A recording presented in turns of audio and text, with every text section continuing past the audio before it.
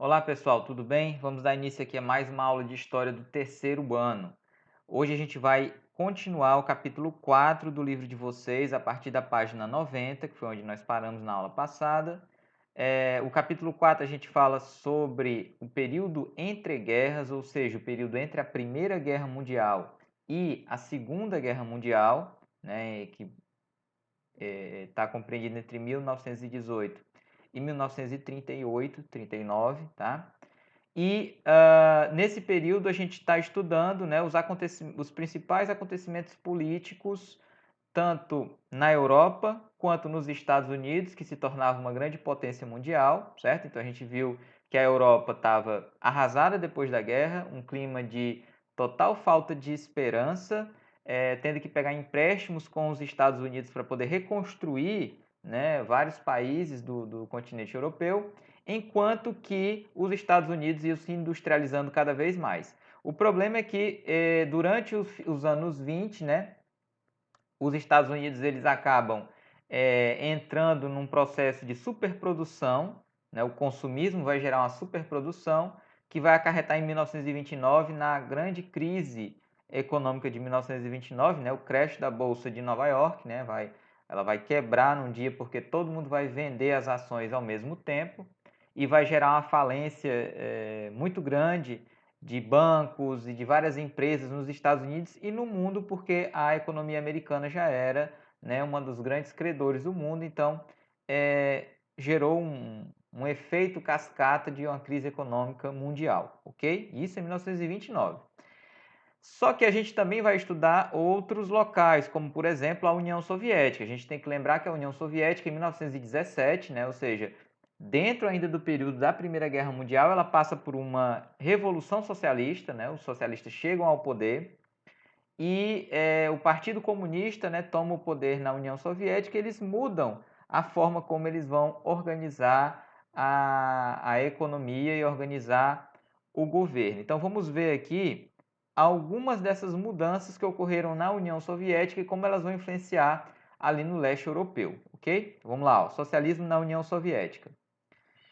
Enquanto os países capitalistas atravessavam um período de dificuldades decorrentes da Grande Depressão, a União Soviética procurava atingir as metas estabelecidas pelos planos quinquenais.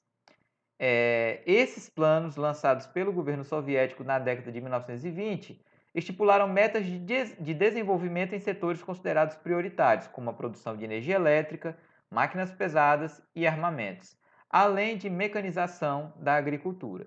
Então, esse primeiro plano, né, dos governos socialistas aqui na União Soviética, eles visavam, né, o desenvolvimento do chamado setor primário, energia elétrica, máquinas pesadas, tá? Para desenvolver a indústria do país, que até o momento que eles chegaram ao poder, ela era muito subdesenvolvida na Rússia. A Rússia ainda era um país extremamente agrário no começo dos anos de 1920. Continuando, ó. O primeiro desses planos foi criado em 1928, sendo sucedido por outros na década seguinte. A agricultura foi coletivizada com a junção das pequenas unidades agrícolas, formando grandes áreas agricultáveis, buscando diminuir os custos da mecanização. Nesse processo, a burguesia rural foi eliminada, criando um proletariado agrícola a serviço do Estado. Então, isso aqui já foi uma grande mudança nessa questão do socialismo, que é principalmente de buscar, né, eliminar aqui a burguesia, né, ou seja, os empresários que existiam, a burguesia rural, né, os empresários que eram donos das maiorias das terras naqueles locais, e tentar fazer uma coletivização da terra com aqui ele chama de proletariado, que era uma palavra que era muito utilizada na época. Eu acho que eu já expliquei isso aqui para vocês, né? Proletário é uma palavra que significa aquele que possui apenas a sua prole, ou seja, ele é tão pobre que a única coisa que ele possui são os filhos, né? Que ele é dono apenas dos filhos. E aí esse nome era muito utilizado aqui nesse contexto, tá? Para dizer que eram trabalhadores pobres e que o plano era coletivizar eles para que eles tivessem uma oportunidade de ter uma renda e os custos da mecanização daquele local fossem diminuídos para o Estado, certo? Mas eles iriam sempre trabalhar para o Estado. Com o controle total da produção e distribuição de alimentos, o governo pôde direcionar produtos para exportação, gerando divisas. O que é divisas, hein, galera? Gerar divisa é dividir as coisas ao meio? Não, vamos ver o que é aqui, ó. É a moeda utilizada em transações comerciais internacionais, ou seja, gerar divisa é gerar lucro, gerar dinheiro, que foram utilizadas na compra de máquinas e na contratação de técnicos ocidentais. Uma das consequências da estatização da economia foi a criação de uma imensa burocracia estatal, responsável pela administração dos empreendimentos industriais e agrícolas do país. Os planos quinquenais aceleraram a industrialização da União Soviética, à custa dos esforços dos trabalhadores, que deviam cumprir metas rigorosas de produção. Em 1939, às vésperas da Segunda Guerra Mundial, a União Soviética já era uma potência industrial e militar. Então aqui ele explica, né, que a União Soviética ela vai se tornar uma potência muito utilizando o trabalho, né, das pessoas, né, para aumentar o poder do Estado. Claro que eles faziam uma certa divisão, né, com a população pobre, que na época do czar não tinha nenhum acesso a nenhum auxílio do Estado. Isso vai fazer com que a sociedade e a economia aqui da União Soviética melhorem nesse período, tá?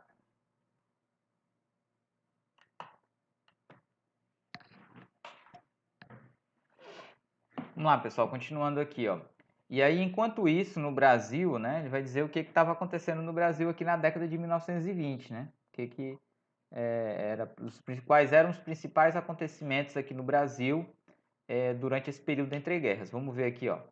No início da década de 1920, diante de tantos acontecimentos políticos e mudanças comportamentais que ocorriam em todo o mundo, alguns jovens artistas brasileiros, influenciados pelas vanguardas artísticas europeias, buscavam novas maneiras de expressar seus valores e preocupações. Chamados de modernistas, eles queriam criar uma arte genuinamente brasileira, tendo como temas principais as paisagens, o folclore, os costumes e as festas populares. Os modernistas promoveram uma grande manifestação em fevereiro de 1922, quando realizaram a Semana de Arte Moderna, no Teatro Municipal de São Paulo. Entre os vários participantes do evento estavam os escritores Oswald de Andrade, Mário de Andrade, Graça Aranha e Manuel Bandeira, os pintores Di Cavalcanti e Anita Mafalte, o escultor Vitor Brecheret e o arquiteto Antônio Moyá e o músico Heitor Villa-Lobos. Foram 3 dias de apresentações e exposições que chocaram os espectadores mais conservadores, espalhando suas obras por todo o teatro, nas escadarias, no palco e nos saguões. Os modernistas apresentavam sua nova proposta que causou diversas reações do público, desde aplausos até vaias e xingamentos. Então a Semana de Arte Moderna, galera, ela foi importantíssima aqui no Brasil, principalmente por essa questão de tentar fazer uma arte genuinamente brasileira, como ele coloca aqui. Porque era extremamente comum até esse período, todo tipo de arte que era consumido aqui no Brasil era uma arte europeia, principalmente a francesa, que era o símbolo, né, de destaque das artes, da moda nesse período, no começo do século XX. Então, isso aqui foi muito importante para a cultura brasileira, né, ser enaltecida por esses caras que fizeram esse movimento aqui em 1922. Ok? Vamos continuar. A intervenção estatal nos Estados Unidos. Então aqui a gente vai ver como os Estados Unidos fez para acabar com a crise econômica que estava acontecendo desde 1929.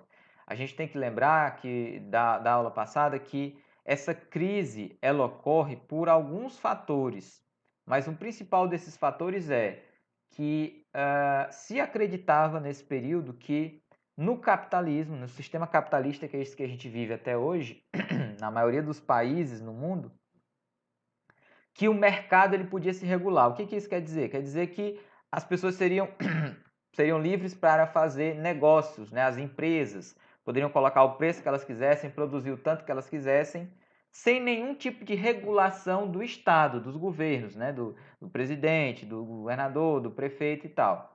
E aí eles notaram que isso não era viável, porque essa crise econômica aconteceu exatamente por isso, por essa falta de regulação, por uma falta de estudo do mercado dessas empresas e essa liberação pelo Estado fez com que essa crise ocorresse. Vamos entender aqui, ó. Vamos ler aqui comigo. Em 1932, Franklin Delano Roosevelt foi eleito presidente dos Estados Unidos, no momento mais crítico da Grande Depressão, que era como era chamada a crise de 1929. Os Estados Unidos da América necessitavam de medidas urgentes para enfrentar a crise. Por isso, Roosevelt rompeu com os princípios econômicos liberais, segundo os quais o mercado se autorregularia de forma eficiente, tornando desnecessária a intervenção estatal na economia. Adotando as ideias do economista inglês John Maynard Keynes, Roosevelt buscou salvar o capitalismo estadunidense, gerenciando-o por meio de reformas econômicas dirigidas pelo Estado. Então, foi uma grande mudança, né? O Roosevelt ele decidiu que deveria sim, pegando as ideias desse economista aqui, o Estado deveria sim regular a economia quando necessário. Keynes tinha uma postura crítica em relação às teorias liberais, até então dominantes, e defendia uma participação mais ativa do Estado na execução de políticas econômicas. Esse economista também defendia o direito dos trabalhadores ao pleno emprego, sendo obrigação do Estado garanti-lo. O pleno emprego requeria a existência de oportunidades reais de trabalho, por causa de uma relação entre oferta e demanda favorável aos trabalhadores, que facilitaria sua inclusão no mercado de trabalho. A intervenção estatal viria para estimular a iniciativa privada, criando condições para o aumento das contratações. Então os caras entenderam que o Estado ele tinha papel importantíssimo na economia, porque ele tinha o dever de garantir emprego para as pessoas. Garantindo emprego, as pessoas teriam renda, e tendo renda, essas pessoas voltam a consumir, que era o que tinha acabado aqui nesse momento nos Estados Unidos. As pessoas sem renda não tinham como consumir e as indústrias iam quebrando, porque sem ter pessoas com dinheiro para comprar, como é que eles iam vender os seus produtos, tá? Então é uma engrenagem, né? O capitalismo ele é uma engrenagem, ele precisa estar sempre girando, né? O trabalhador com um emprego, do emprego ele tem o salário, do salário ele consome o que as indústrias produzem, ok? E aí a gente chega no New Deal. Vamos entender o que foi isso aqui, ó. O programa de reformas lançados por Roosevelt ficou conhecido como New Deal, que significa em inglês Novo Acordo. O plano consistia em grandes investimentos pelo governo em obras públicas, usinas hidrelétricas, pontes, estradas, com a finalidade de reduzir o desemprego que assolava o país. O governo também promoveu o financiamento da produção agrícola e industrial, ajudando os produtores rurais que haviam hipotecado suas propriedades e as indústrias que não tinham como saldar suas dívidas. Então, ó, levando em conta o que a gente leu ali no último parágrafo, o plano do governo era criar postos de trabalho com obras, né? Você vai criar usinas, pontes, estradas, porque aí os trabalhadores, né, vão receber um salário. Recebendo o salário, eles vão poder voltar a consumir os produtos das indústrias. Mas também, ó, foram dados empréstimos aos produtores rurais para que eles pudessem pagar suas hipotecas. Lembrando que hipoteca é um empréstimo, né, que a pessoa pega no banco para poder fazer o seu negócio, né, girar. Mas aí quando ela não paga, geralmente as hipotecas são feitas com casa, com o que você tem de maior valor. E aí as pessoas perdiam isso. Então, o plano era ajudar a população que estava com dificuldades para que eles voltassem a consumir. Continuando, ó. Essa ajuda veio acompanhada da interferência do Estado no mercado, controlando e limitando a produção de mercadorias. O que foi que gerou aqui crise? A superprodução. Então eles iam lá e iam controlar a produção das indústrias, né? Medidas trabalhistas também fizeram parte do New Deal, como a liberdade sindical, a redução da jornada de trabalho sem diminuição de salários, o estabelecimento do salário mínimo, a criação do seguro-desemprego e o auxílio aos idosos. Embora de forma lenta, o programa teve efeitos positivos, e a economia voltou a crescer, diminuindo o desemprego e aumentando o poder de compra dos trabalhadores, tá? Agora a gente tem que entender também que isso aqui só foi possível porque o Estado americano ele tinha acumulado muita grana nos últimos anos. Então ele tinha dinheiro para poder bancar essas obras públicas e fazer com que gerasse emprego para os americanos. Talvez se eles não tivessem essa renda, né, como seria essa recuperação americana sem ter esse dinheiro em caixa para poder gerar emprego, tá? Continuando aqui, a gente vai, galera, agora voltar para a Europa e ver qual foi o resultado daquela falta de esperança que aconteceu após a Primeira Guerra Mundial. A gente já falou, né, que o clima na Europa era de falta de esperança. Essa falta de esperança vai gerar uma descrença em todos os sistemas políticos que existiam até o momento na Europa, que levaram a Europa à guerra, né, e ao desastre de muitos países. Então, isso vai ser o campo propício para que surjam, né, ideias políticas novas, que vão ser ideias totalitárias, né, elas vão ser descritas por muitos autores como totalitarismo, que eram ideias capitalistas, de extrema direita, isso aqui tem que ficar bem claro para que não se propague as mentiras de que o nazismo e o fascismo eram movimentos de esquerda, que o nazismo era um movimento de esquerda. Né? Tem que ser muito idiota, burro mesmo, para chegar numa análise desse tipo. Não faz sentido nenhum, ainda mais porque no próprio livro que o Hitler, que era o maior expoente do nazismo, o próprio livro que ele faz, né, o livro dele chamado Minha Luta, ele deixa bem claro que o principal inimigo do nazismo é o comunismo. Então, como é que o nazismo é de esquerda? Não faz o mínimo sentido, né? Tem que ser para fazer uma análise dessa, né? Que se é alguém que teve estudo, que teve condições acadêmicas de estudar, ele é um mau caráter. Se é uma pessoa leiga, ele apenas está sendo enganado, tá? Então vamos continuar aqui, ó. Vamos ver o fascismo quando ele surge na Itália. O fascismo surgiu na Itália a partir das ideias difundidas por Benito Mussolini. Depois de combater na Primeira Guerra Mundial e escrever para jornais socialistas, ele procurou criar uma nova ideologia política. De acordo com essa ideologia, chamada de fascismo, a solução para os problemas sociais dos países desestruturados após a guerra seria a adoção de alguns princípios básicos como o nacionalismo, ou seja, a exaltação da pátria, né, como a coisa mais importante da nação, com tendências ao racismo e à xenofobia, que é a repulsa a tudo que é estrangeiro. Então, características comuns do fascismo e do nazismo é essa questão aqui do racismo e da xenofobia.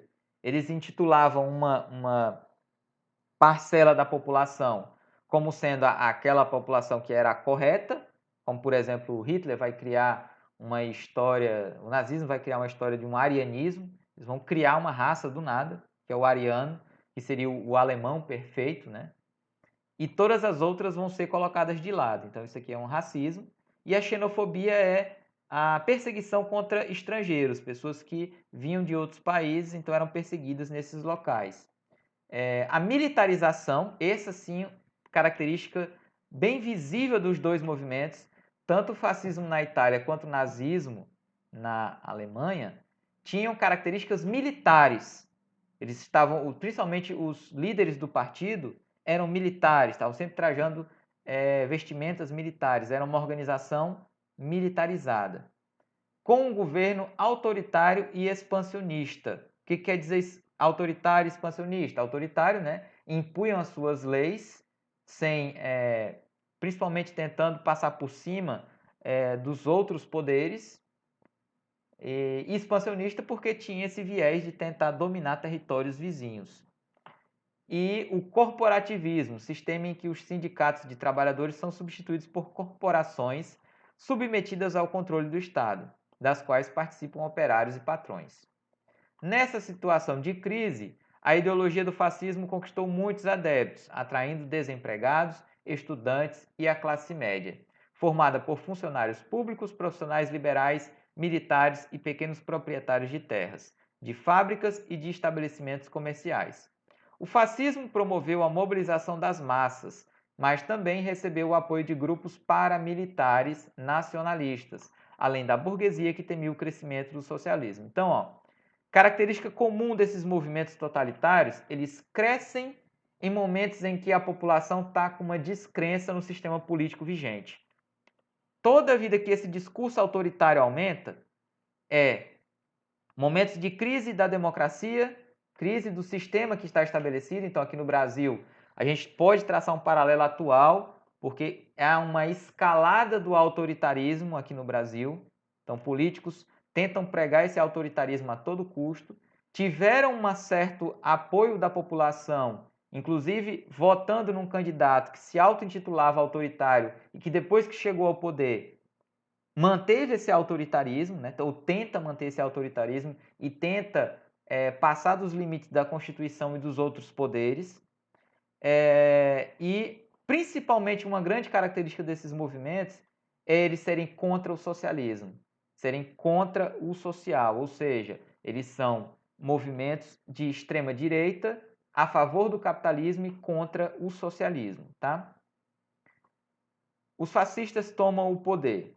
Os italianos, por terem lutado na guerra ao lado dos aliados, acreditavam que receberiam compensações territoriais com o término dos conflitos. Entretanto, de acordo com as determinações do Tratado de Versalhes, isso não ocorreu, contribuindo com o aumento do sentimento de frustração na Itália.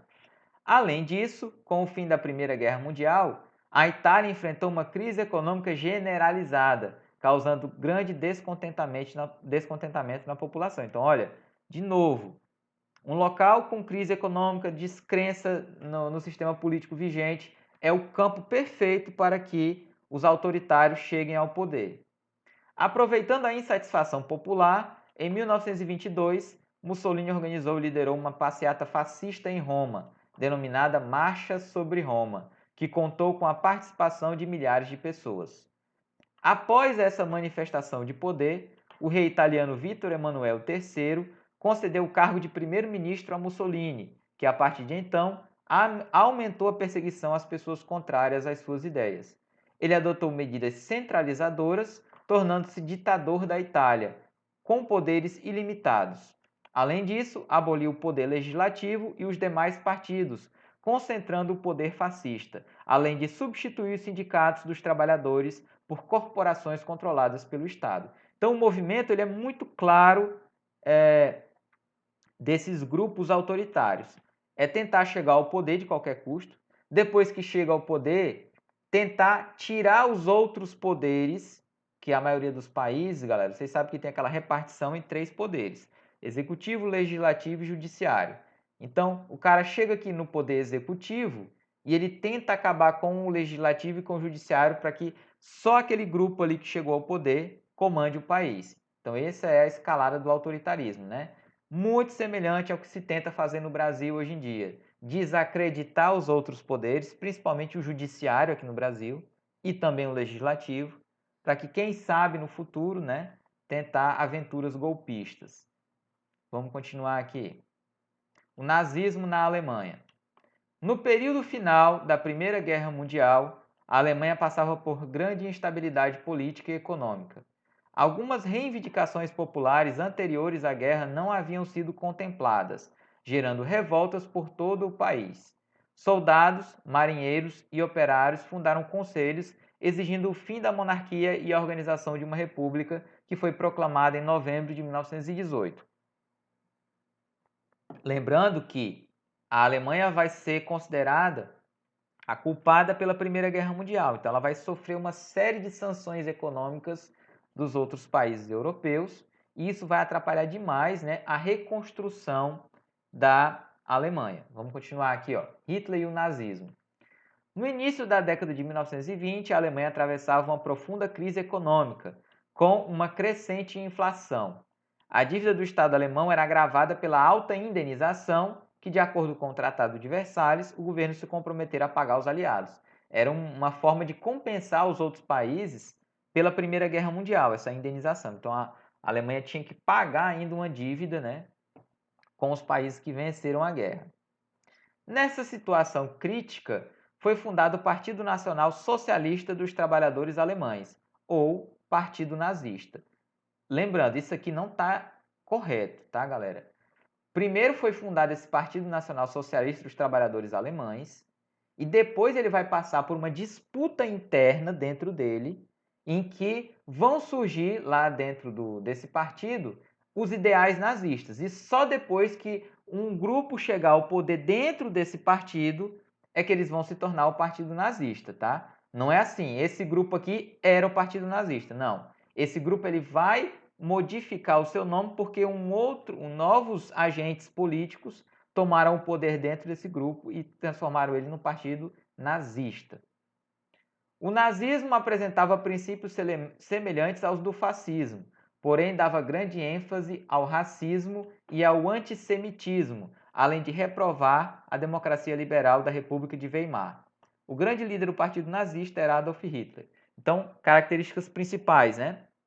Muito semelhante ao fascismo, tinha o militarismo, autoritarismo, né? Eram formados por grupos paramilitares também. Tinha o racismo, né, e a xenofobia contra pessoas estrangeiras. E aqui ainda um agravante que era o antissemitismo. O que é o antissemitismo? Eles eram contrários, né, perseguiam os judeus, que vai ser uma das grandes características da Segunda Guerra Mundial, a perseguição que a Alemanha fez contra os judeus durante a Segunda Guerra Mundial, que matou milhões de judeus na Segunda Guerra Mundial. Em 1923, ele liderou os nazistas em um golpe que tenta tomar o poder na cidade de Munique, na região alemã da Baviera. A tentativa do golpe foi rapidamente sufocada pela polícia bávara e Hitler foi preso com outros nazistas. E aí vamos ver como é que eles chegaram no poder. Ó. No ano de 1925, Hitler já estava solto e retomou suas ações para chegar ao poder na Alemanha. No entanto, ele mudou de estratégia, abandonando as tentativas de golpe e tentando chegar ao poder pelas vias burocráticas e eleitorais. Nas eleições de 1930, o Partido Nazista foi o segundo mais votado. Em 1933, Hitler foi nomeado primeiro-ministro da Alemanha e, em 1934, com a morte do então presidente Hindenburg, assumiu o comando do país. Hitler era extremamente autoritário, tinha o apoio da alta burguesia e promoveu uma intensa mobilização popular. Ele acabou com o federalismo, centralizando o poder do Estado em suas mãos e adquiriu o poder de ditador, autoproclamando-se o Führer, líder em alemão. Além disso, intensificou a censura e aboliu os sindicatos, substituindo-os por corporações nacionais. Então, esse movimento aqui do Hitler, esse movimento autoritário, ele tem todas as características do que vai se identificar mais tarde como um governo ditatorial. Ele acaba com o federalismo. O que isso quer dizer? Quer dizer que os locais, né, por exemplo, a gente pode imaginar aqui no Brasil, né, o federalismo aqui no Brasil, é que os estados eles têm autonomia, para gerir, né, o estado. Então isso é que é o federalismo. Ele acaba com isso, ele centraliza o poder na mão dele. Então ele é o cara que vai organizar toda a questão administrativa da Alemanha. Ele vai abolir os sindicatos, que são as organizações de trabalhadores, vai substituir por corporações nacionais. Ou seja, um grupo ali de pessoas que eram fiéis a eles, para que os trabalhadores sejam controlados dentro das fábricas. E manter esse autoritarismo na sociedade alemã. Continuando, ó. Ele também financiou a formação de uma milícia extremamente fiel às suas ordens. Esse nome aqui eu não vou conseguir falar, mas a sigla é mais fácil, que é SS, que era a polícia política dele, que perseguia membros de grupos sociais considerados inferiores, principalmente judeus, ciganos, eslavos e homossexuais, além de comunistas e demais adversários políticos. Essa polícia aqui do Hitler, né, ela fez um trabalho, por exemplo, antes da Segunda Guerra Mundial, ela já havia catalogado, né, a maioria dos judeus e quando se inicia a guerra, eles são todos levados para os guetos, né, que eram os locais onde eles iriam ficar confinados e depois seriam aprisionados e levados para os campos de concentração. Então já tinham, né, catalogado essas pessoas e, por exemplo, obrigado eles a usarem nas ruas uma roupa com uma estrela de Davi, que é o símbolo, né, do judaísmo, bordado na roupa, para que eles já fossem identificados na rua, né, fazer uma separação deles, ok? Aí, galera, a gente chega aqui no final do nosso capítulo, a gente vai ter aqui ainda explorando o tema que vocês vão ler aí no livro de vocês, tá? Uma abordagem um pouco maior sobre o tema, né, de outros assuntos sobre o totalitarismo, tá? E a gente vai fazer a última atividade desse capítulo para que na próxima aula a gente já possa passar para o capítulo seguinte, ok, galera? É isso. Então vou deixar a atividade lá no Google Sala de Aula e vocês vão fazer a atividade lá, ok? Então é isso, pessoal. Até a próxima semana. Façam a atividade e tchau.